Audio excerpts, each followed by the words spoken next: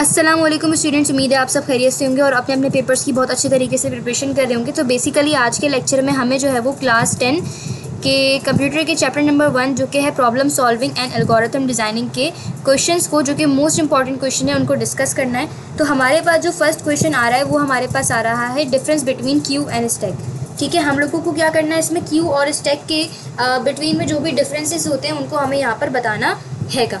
सबसे पहले हम लोग इस चीज़ को डिस्कस करते हैं कि हमारे पास स्टैक क्या होता है। स्टैक क्या है हमारे पास? स्टैक के अंदर कौन सा प्रिंसिपल लग रहा होता है? स्टैक के अंदर लग रहा होता है लीफो प्रिंसिपल, जिसे हम कह रहे होते हैं लास्ट इन फर्स्ट आउट। अब लास्ट इन फर्स्ट आउट का मतलब ये है, आप इसको एक स्टोरी की तरीके से कंसीडर करो कि आप एक किचन में गए हो और उस किचन में आपने जो है वो प्लेट का बहुत बड़ा टावर बना के रखा हुआ, एक के ऊपर एक के ऊपर एक के ऊपर एक प्लेट आपने सजा कर रखी हुई है। अब मैंने आपसे कहा कि बेटा आप एक काम करें, आप इसके ऊपर ना ये मेरे हाथ में एक प्लेट है, इसको भी रख दें। तो अब आप क्या करोगे, आप उस प्लेट को सबसे टॉप पे रख दोगे। फिर थोड़ी ही देर बाद मैंने आपसे कहा कि भाई मुझे ना एक प्लेट चाहिए, मुझे कोई काम है, मुझे इसमें कोई डिश को सर्व करके देना है। अब आप एक काम करें, आप मुझे ना एक प्लेट निकाल के दे दें। तो जो प्लेट आपने सबसे आखिर में रखी थी वही प्लेट आप क्या करोगे, आप सबसे पहले मुझे निकाल कर दे दोगे। तो इस तरीके के काम को हम क्या कह रहे होते हैं? इस तरीके के काम को हम कह रहे होते हैं लास्ट इन फर्स्ट आउट, यानी जो सबसे आखिर में रखी गई उसे ही सबसे पहले निकाला गया। ठीक है, ऑपरेशन क्या है यहाँ पर लिखे हुए? ऑपरेशन कौन कौन से यूज़ हो रहे होते हैं? सबसे पहले हमारे पास आ जाता है पुश, यानी add to top, pop, remove from top. इसका मकसद ये होता है कि मैंने आपसे क्या कहा, मैंने आपसे कहा कि भाई आपने क्या करना है, इस नई प्लेट को ऐड करना है। यानी बहुत सारी मेरे पास प्लेट्स रखी हुई थी, उन न्यू प्लेट्स के अंदर उन बहुत सारी प्लेट्स के अंदर मुझे एक न्यू प्लेट को रखना था। तो जाहिर सी बात है वो न्यू प्लेट सबसे टॉप पे जाएगी ना, तो उसे हम कहते हैं पुश। फिर मैंने आपसे कहा कि भाई मुझे एक प्लेट आप निकाल के दे दो, मुझे कुछ काम है तो मुझे एक प्लेट की ज़रूरत है, आप उस प्लेट को निकाल कर मुझे दे दें। तो आपने जो प्लेट सबसे आखिर में रखी थी वही प्लेट आप मुझे सबसे पहले निकाल के दे देंगे टॉप से। तो उस ऑपरेशन को हम क्या कह रहे होते हैं? उस ऑपरेशन को हम पॉप कह रहे होते हैं। उसके अलावा एक और चीज़ हमारे पास होती है, वो होती है पीक। पीक का मतलब ये होता है कि आपके पास जो सबसे हाईएस्ट वाली प्लेट होती है। अब देखो प्लेट प्लेट के अंदर ही मैं बात कर रही हूँ, प्लेट की एग्जाम्पल बनी थी तो मैं प्लेट ही बात करूँगी आपसे, ताकि आपको समझ में आ जाए।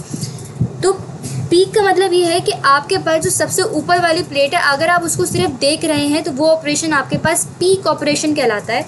ठीक है, लेकिन शर्त ये है कि आपने उसको निकालना नहीं, क्योंकि निकालने का काम तो पॉप कर रहा है। आपने सिर्फ अगर उसको देखना है, आपने उसकी हाईएस्ट प्लेट को देखना है, अपर प्लेट को देखना है, तो उस ऑपरेशन को आप क्या कह रहे होते हैं? उस ऑपरेशन को आप पीक कह रहे होते हैं। ठीक है, इसके अलावा ब्राउज़र बैक बटन जो है वो यहाँ पर यूज़ हो रहा होता है। अगर हम थोड़ा सा ऊपर चलें तो हमारे पास है क्यू। अब क्यू क्या है हमारे पास? अब क्यू को भी हम एक एग्जाम्पल के ज़रिए से समझते हैं। आप समझो कि आप एक बस स्टॉप पे खड़े हुए हैं। ठीक है, आप कहाँ खड़े हुए हैं? एक बस स्टॉप पे खड़े हुए हैं, जहाँ पर लोगों की क्या लगी हुई है? एक लाइन लगी हुई है। ठीक है, एक लाइन में जो है ना वो सारे लोग खड़े हुए बस के इंतज़ार कर रहे हैं। ठीक है, अब देखो जो बंदा सबसे पहले आके खड़ा होता है उसको पहले बस मिलती है, यानी वो पहले बस के अंदर जो है वो चढ़ जाता है। ठीक है, उसको पहले जो है वो मौका दे जाता है कि चलें भाई आप सबसे पहले आए थे तो चलिए आप सबसे पहले जाएँ। ठीक है, वैसे ऐसा हो नहीं रहा होता, ये सही है। जो बाद में आया होता है वो बाद में चढ़ता है। ठीक है, जो सबसे पहले आएगा वो सबसे पहले जाएगा। जैसे स्कूल में ऐसा होता था ना कि जब हम स्कूल में जाते थे क्लासेस के अंदर, तो हम लोग कहते थे कि भाई मैं पहले आया हूँ तो मैं फर्स्ट सीट पे बैठूँगा। तो यही वाली कहानी यहाँ पर भी हो रही है।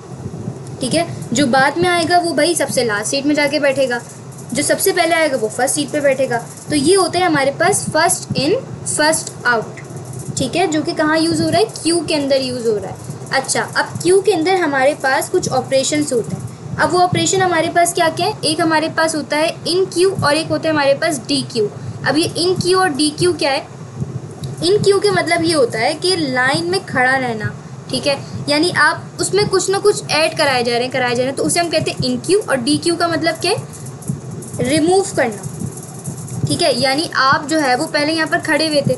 ठीक है, आप कहते हैं यहाँ पर खड़े हुए थे, लाइन में खड़े हुए थे, तो आप ऐड हो रहे थे, इन क्यू हो रहा था। जब डी क्यू का मतलब ये कि जब आप बस में बैठ गए या आप जो है वो अपनी क्लास की जो सीट थी उसमें बैठ गए, तो अब क्या हो रहा है? वहाँ पर रिमूव हो रहा है, तो उसको हम क्या कहते हैं? डी क्यू कहते हैं। ठीक है, इसके अलावा एक और ऑपरेशन यहाँ पर होता है जो कि है फ्रंट। फ्रंट का मतलब ये कि जो सबसे पहला बंदा खड़ा हुआ है ना लाइन में, उसको अगर आप देख रहे हो तो वो क्या कहलाएगा? फ्रंट कहलाएगा। सही है, उसके बाद हमारे पास यहाँ पर कौन सा जो है वो केस यूज़ हो रहा है? Print task. ठीक है, जो कि यहाँ पर यूज़ हो रहा है। अच्छा भाई, अब सेकंड चीज़ हमारे पास जो आ रही है वो आ रहा है हमारा एल्गोरिथम और फ्लो चार्ट का डिफरेंस। अब एल्गोरिथम और फ्लो चार्ट में हम किस तरीके से डिफरेंस बनाते हैं ज़रा इसको देख लेते हैं। एल्गोरिथम बेसिकली हमारे पास क्या होता है, इस step by step process to solve a problem, यानी प्रॉब्लम को सॉल्व करने के लिए अगर हम स्टेप बाय स्टेप प्रोसेस लिखें, ठीक है, उसे हम क्या कह रहे होते हैं, एल्गोरिथम कह रहे होते हैं। फ्लो चार्ट हमारे पास क्या है, flow chart is a pictorial representation, ठीक है। अब एल्गोरिथम में आप सिंपल जो है वो स्टेप्स लिखे जा रहे हैं, स्टार्ट हो गया, रीड, राइट, स्टॉप, ये सब आप एल्गोरिथम में लिख रहे हैं। फ्लो चार्ट के अंदर आपके पास जो है वो क्या होते हैं, आपके पास जो है वो आपको मल्टीपल जो है वो डायग्राम्स दी जा रही होती हैं, ठीक है, आपको जो है वो डिफरेंट चीज़ें प्रोवाइड की जा रही होती हैं। रेक्टेंगल हो गया आपके पास जो है वो एरोज प्रोवाइड किए जा रहे होते हैं ताकि आप अपने फ्लो को दिखा सकें, ठीक है। इसके अलावा टर्मिनेट सिंबल हो गए, वो सब चीज़ें यहाँ पर यूज़ की जा रही होती हैं, ठीक है। फ्लो चार्ट के अंदर आप क्या कर रहे होते हैं, आप जो है वो डायग्राम्स की मदद से अपने जो है वो प्रोसेस को दिखा रहे होते हैं, जबकि एल्गोरिथम में आप जो है वो स्टेप बाय स्टेप प्रोसेस कर रहे होते हैं। एल्गोरिथम थोड़ा कॉम्प्लेक्स होता है, ये फ्लो चार्ट हमारा थोड़ा ईजी हो जाता है, ठीक है। एल्गोरिथम को लिखने के लिए हम प्लेन टेक्स्ट का यूज़ करते हैं, जो बात मैंने आपको बता दी है। आप सिंपल जो है वो प्लेन टेक्स्ट का यूज़ कर पॉइंट्स और बुलेट्स की फॉर्म में आप एल्गोरिथम लिखते हैं, जबकि फ्लो चार्ट के अंदर आप क्या कर रहे होते हैं, आप मल्टीपल सिंबल्स का यूज़ कर रहे होते हैं। आप इनपुट के लिए अलग सिंबल यूज़ करेंगे, आप आउटपुट के लिए अलग सिंबल यूज़ करेंगे, आप अपने प्रोग्राम के फ्लो दिखाने के लिए आप एरोज़ का यूज़ करेंगे, ठीक है। कमेंट बॉक्स आ रहा होता है इसके अंदर, बहुत सारी चीज़ें हमारे पास जो है वो फ्लो चार्ट के अंदर आती हैं, ठीक है। अच्छा भाई, उसके बाद हमारे पास आ रहा है ट्री एंड ग्राफ। अब हम ये बात समझते हैं कि ट्री और ग्राफ हमारे पास क्या है। तो भाई देखो, सबसे पहले हम लोगों को ये बात पढ़नी है कि ट्री और ग्राफ हमारे पास यहाँ पर क्या होता है। तो थोड़ा नीचे आ जाते हैं। अब ट्री जो है ना वो हमारे पास क्या है, एक नॉन लीनियर डाटा स्ट्रक्चर है जो कि डाटा को स्टोर करता है हिरार्किकल मॉडल के अंदर। एक हिरार्की चल रही होती है, ठीक है।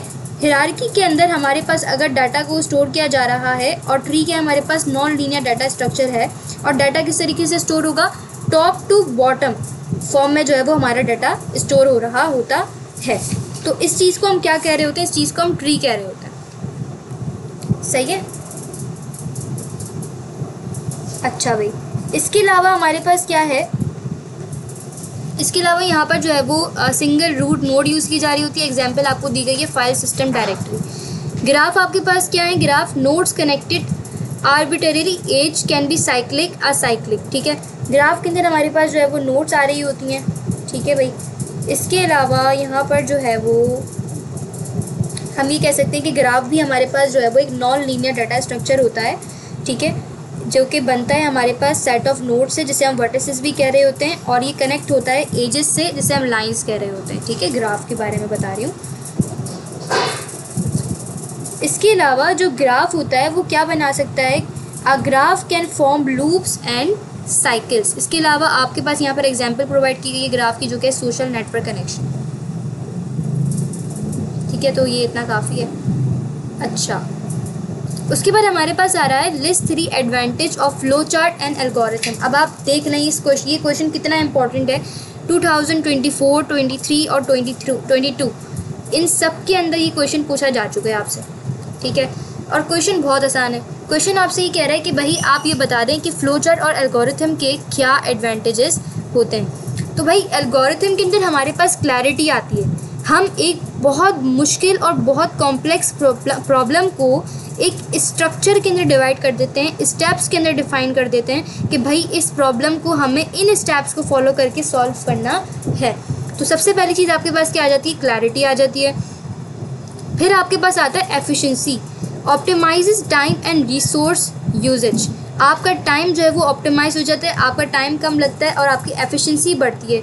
फिर आपके पास थर्ड जो आता है वो आता है reusability, can be applied to similar problems. यानी ये आप एक दफ़ा अगर एल्गोरिथम बनाते हैं तो आप उसको जो है वो सिमिलर प्रॉब्लम्स के ऊपर उस एल्गोरिथम का यूज़ कर सकते हैं, ठीक है। तो ये हमारे पास 3 इंपॉर्टेंट चीज़ें हैं जो कि आपने दिमाग में रखनी है एल्गोरिथम के लिए। एक हो गया क्लैरिटी, दूसरा हो गया एफिशिएंसी, थर्ड हो गया आपके पास रीयूजेबिलिटी, यानी कि अगर आपके पास सेम प्रॉब्लम है तो उस सेम प्रॉब्लम के लिए आप एक एल्गोरिथम के स्ट्रक्चर को फॉलो कर सकते हैं।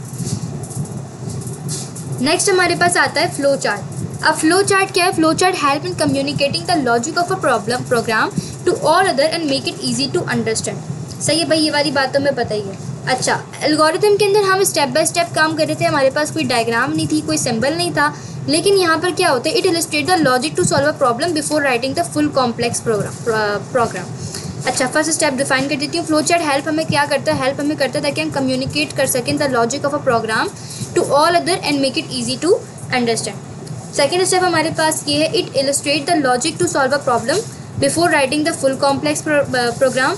यानी कि ये क्या करता है, ये जो है वो लॉजिक को बिल्ड करता है ताकि हम इस प्रॉब्लम को सॉल्व कर सकें before writing the full complex program. It show all step visually और graphically of a complex problem which is easy to understand in one look and also helps to describe program flow to other.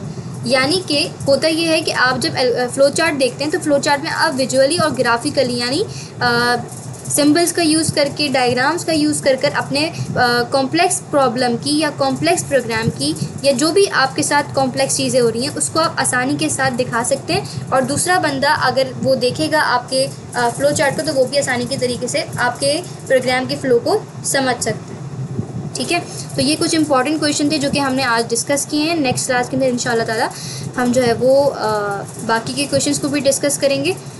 Okay, तो मिलते हैं next class में, तब तक के लिए अल्लाह हाफ़िज़।